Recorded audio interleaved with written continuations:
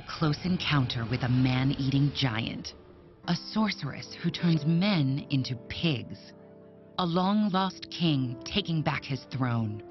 On their own, any of these make great stories, but each is just one episode in the Odyssey, a 12,000-line poem spanning years of ancient Greek history, myth, and legend.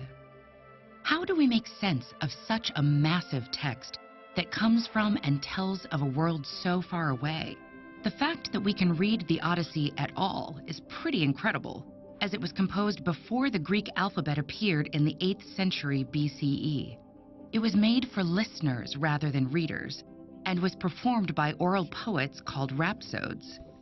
Tradition identifies its author as a blind man named Homer, but no one definitively knows whether he was real or legendary.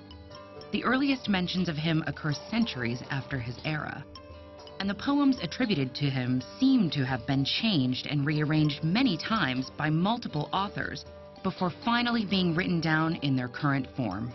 In fact, the word rhapsode means stitching together, as these poets combined existing stories, jokes, myths, and songs into a single narrative.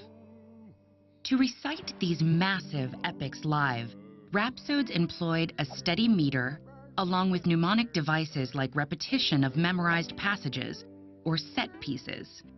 These included descriptions of scenery and lists of characters, and helped the rhapsode keep their place in the narrative, just as the chorus or bridge of a song helps us to remember the next verses. Because most of the tales were familiar to the audience, it was common to hear the sections of the poem out of order.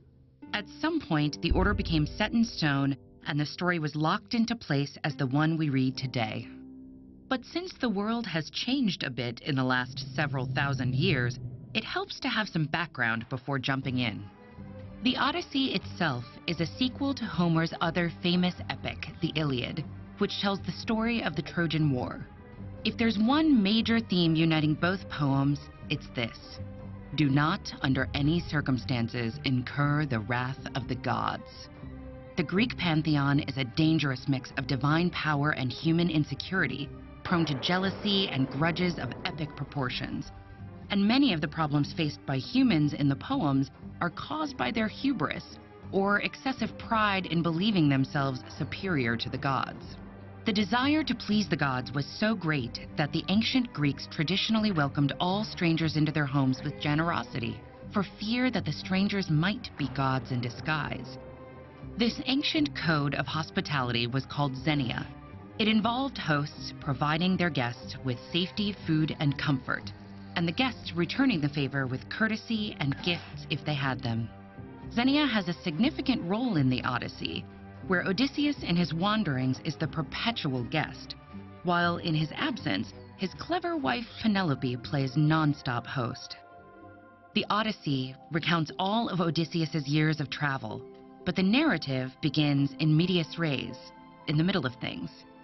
10 years after the Trojan War, we find our hero trapped on an island, still far from his native Ithaca and the family he hasn't seen for 20 years.